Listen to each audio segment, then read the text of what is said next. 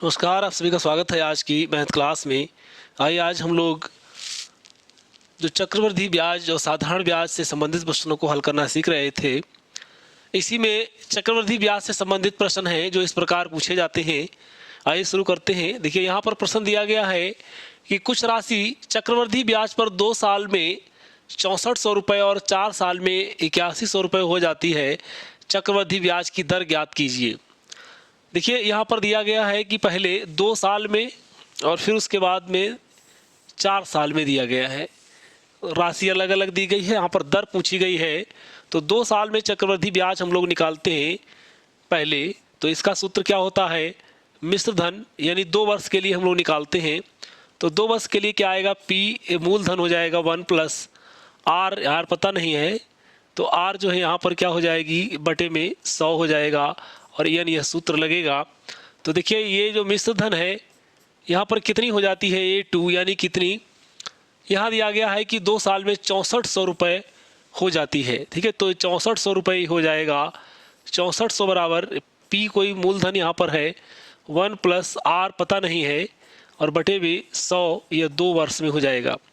एक यह सूत्र हो जाएगा, इसको हम लोग एक समीकरण मान लेते हैं। दूसरा ये 4 साल में कितना हो जाएगा, तो उसका भी सूत्र इसी तरीके से बनेगा।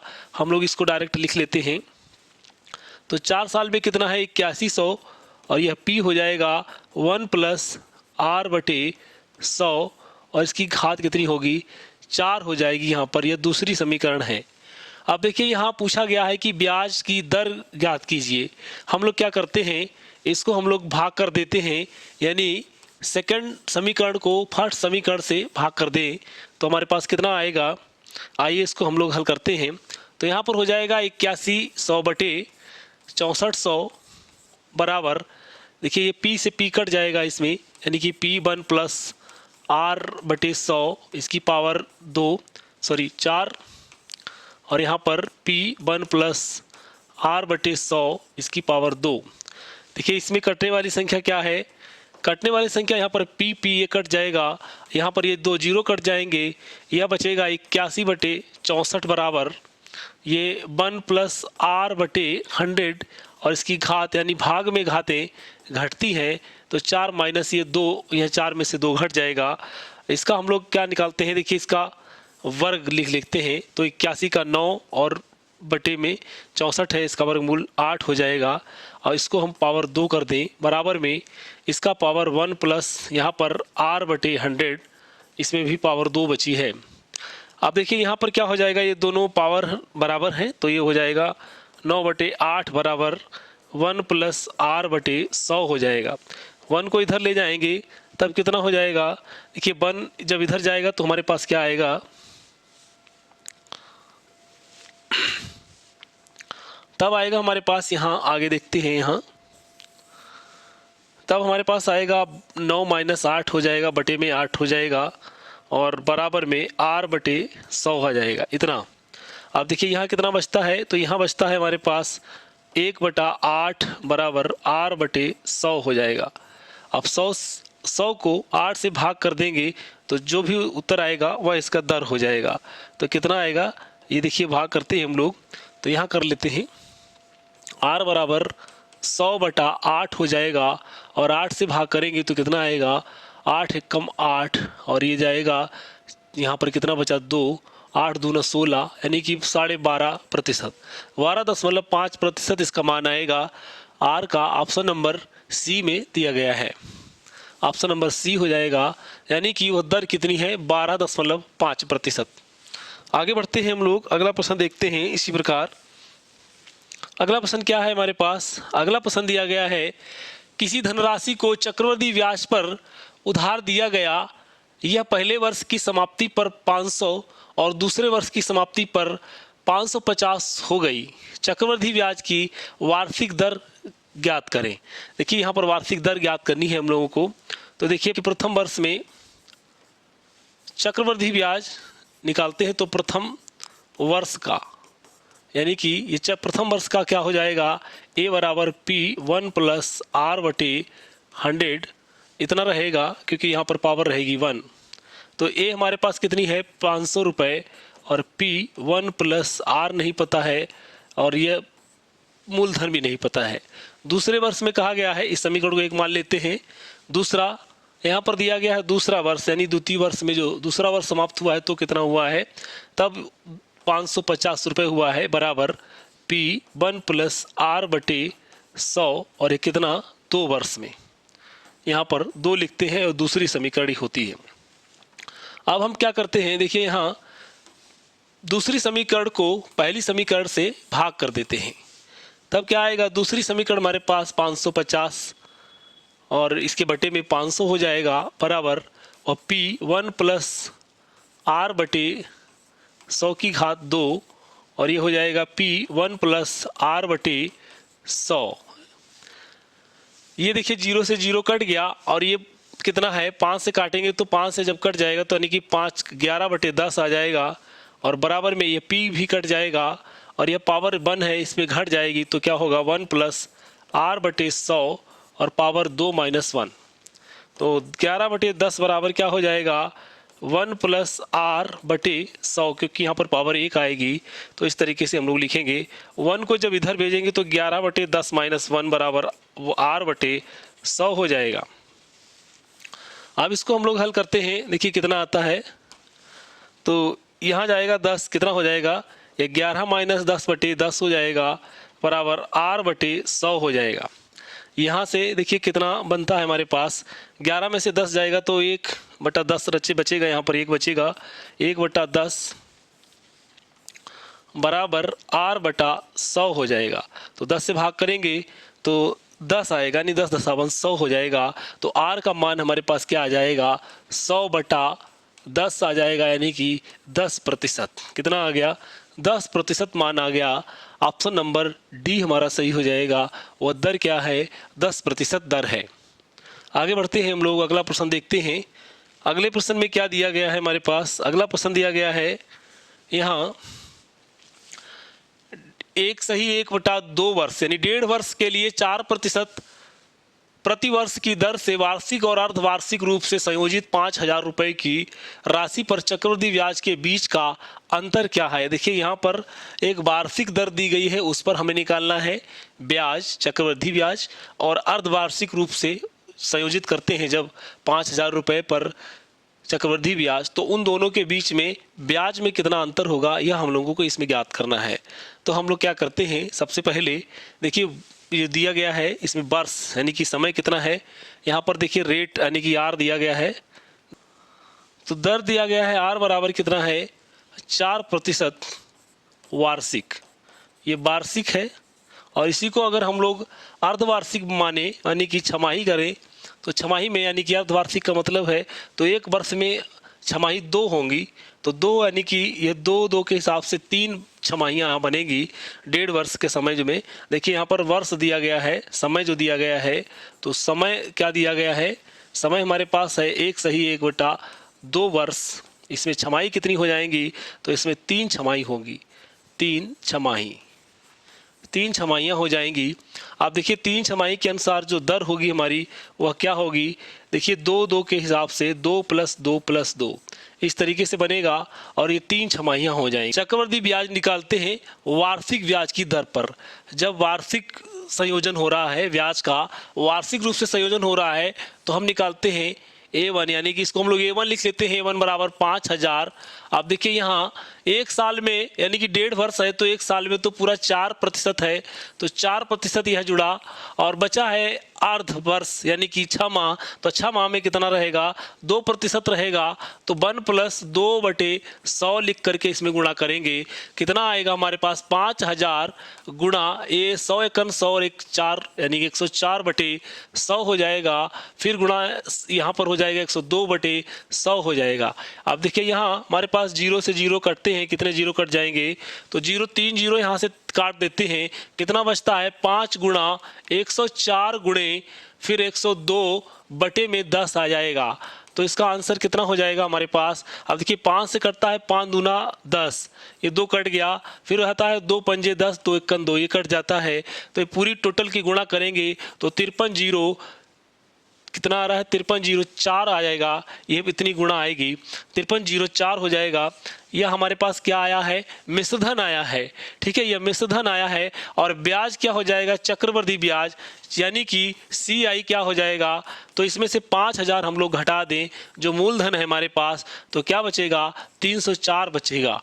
इसी प्रकार हम लोग अगले वाले माने कि जब हम अर्धवार्षिक ब्याज का संयोजन कर रहे हैं तब इसमें ए निकालते हैं ब्याज कितना होगा, तो इसको हम लोग A2 लिखते हैं, यानी कि मिश्र धन दूसरा।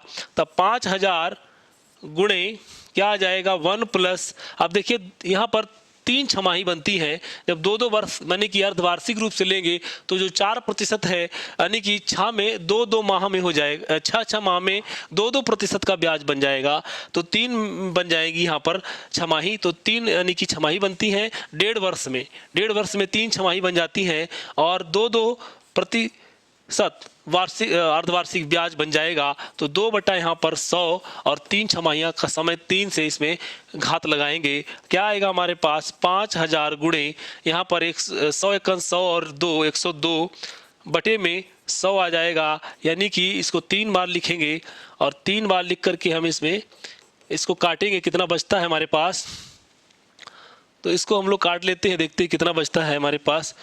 तो ये आएगा हमारे पास, देखिए 3 जीरो से 3 जीरो, यहाँ पर 1 जीरो काट दिया। अब उसके बाद में इसको जब करते हैं तो कितना आएगा, देखिए 5 गुणा 102 गुणा 102 गुणा 102 और बटे में ये 100 और 10 यानी कि 1000 हो जाएगा। कितना आएगा, इसको हम लोग करें तो ऊपर गुणा आएगी हमारे पास 53,006,04 40 इतना बनेगा।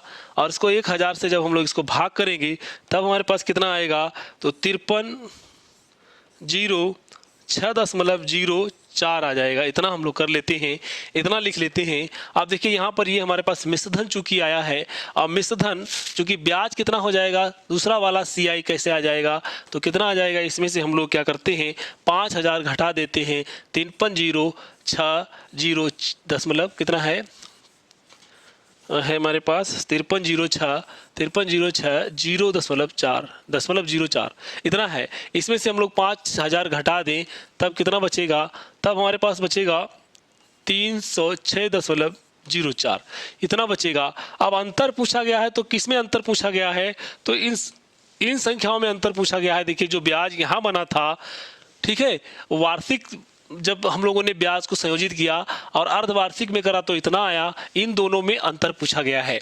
तो इन दोनों में अंतर हम लोग निकालते हैं, तो अंतर क्या हो जाएगा हमारे पास, यानी कि ये जो है इसमें से हम घटा दें कितना 304.00, तब हमारे पास क्या बचेगा 4 जीरो, यहाँ पर 6 में से 4 जाएगा 2 बचेगा, यानी 2.04 रुपये का अंतर इसमें बनेगा।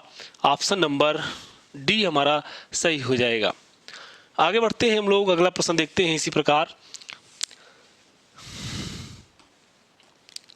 अगला प्रश्न दिया गया है 4500 पर 12% प्रति वर्ष पर 2 साल और 8 महीने सालाना चक्रवृद्धि ब्याज पर संयोजित होने वाली कुल राशि ज्ञात कीजिए।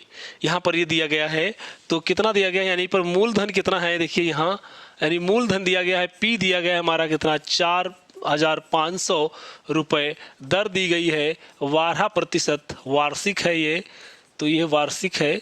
और फिर दिया गया है N यानी कि समय दिया गया है 2 वर्ष, इतना दिया गया है। और यहाँ पर 2 वर्ष 8 माह भी है, 8 माह भी साथ, यानी कि 2 वर्ष 8 माह है, साथ में 8 महीना और हैं। ठीक इस तरीके से दिया गया है। हम लोग इसको हल करते हैं। अब देखिए यहाँ पर जो मूलधन दिया गया है वो 4500 दिया गया है, दर जो है 12% दी गई है और समय दिया गया है 2 वर्ष 8 माह। अब हम लोग इसको क्या करते हैं, देखिए इसमें सबसे पहले हम लोग ब्याज निकालते हैं।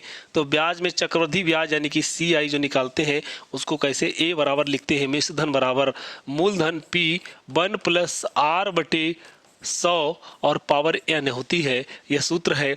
अब देखिए यहाँ 2 साल में कहा गया है, तो आप हम लोग पहले 2 वर्ष का निकालते हैं, केवल 2 वर्ष का, 8 माह को छोड़ देते हैं, 8 माह को बाद में करते हैं। हम पहले 2 वर्ष का निकाल लेते हैं। तो 2 वर्ष में निकालने के लिए P मूलधन यानी कि 4500 1 + R 12% है और बटे में 100 हो जाएगा, यानी कि 2 इस पे घात आ जाएगी। अब इसको हल कर लेते हैं, देखते कितना आता है। तो इसमें आएगा हमारे पास 4500 और गुणा में कितना हो जाएगा 112 बटे 100 दो बार लिखेंगे क्योंकि दो घात है 112/100। ये दो जीरो से एक दो जीरो कट गए। अब हमारे पास 45 गुणे 112 गुणे 112/100 आ जा रहा है। इस 100 यानी कि अब हम लोग इसको गुणा करें तो हमें कितना प्राप्त हो जाएगा? यह प्राप्त हो जाएगा हमको 5644.8 इतना मिलेगा। अब तो ये जो हमारे पास जो कुल राशि आई है ब्याज सहित, ये 2 वर्ष की आई है। अब हम लोग क्या करते हैं, 8 माह और बचे हैं, तो 8 माह में जब हम लोग ब्याज निकालेंगे तो यह राशि जो है उसके लिए मूलधन का काम करेगी।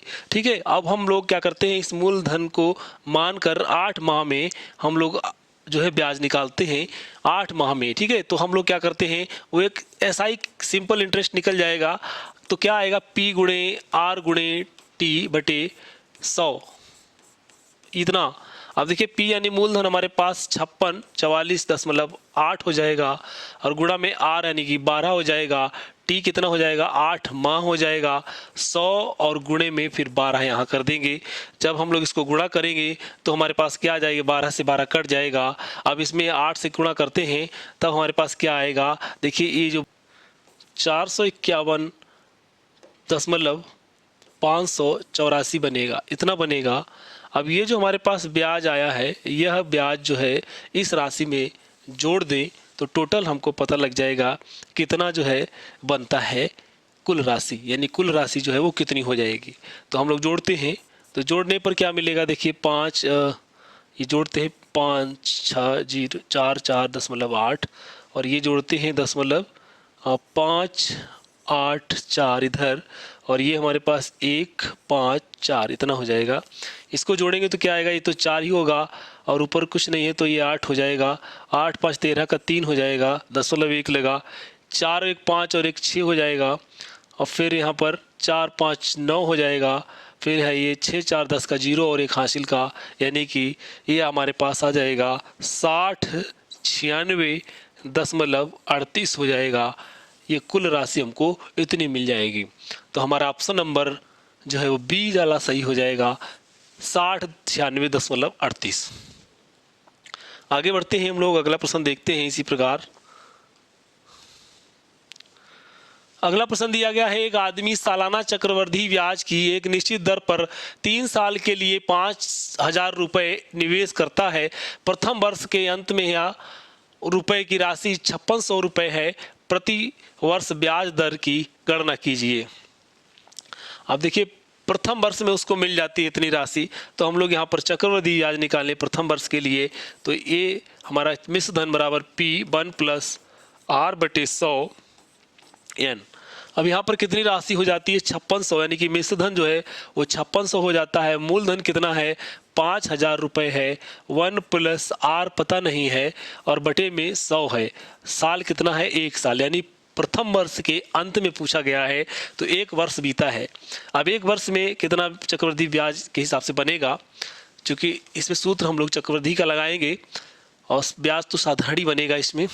अब कितना मिलेगा, 5600 बराबर 5000 एक कम 5000 और फिर आएगा हमारे पास प्लस 5000 गुणे कितना है, R/100 इतना। अब हम लोग क्या करते हैं, इसको काटते हैं। देखिए क्या क्या कटता है, ये 100 से यानी 2 जीरो यहाँ कट गए और 5000 को इधर भेज दिया, तो 5000 5600 में से जाएंगे तो 600 बचेंगे और इधर हमारे पास क्या बचेगा, 50 गुणे R बचेगा।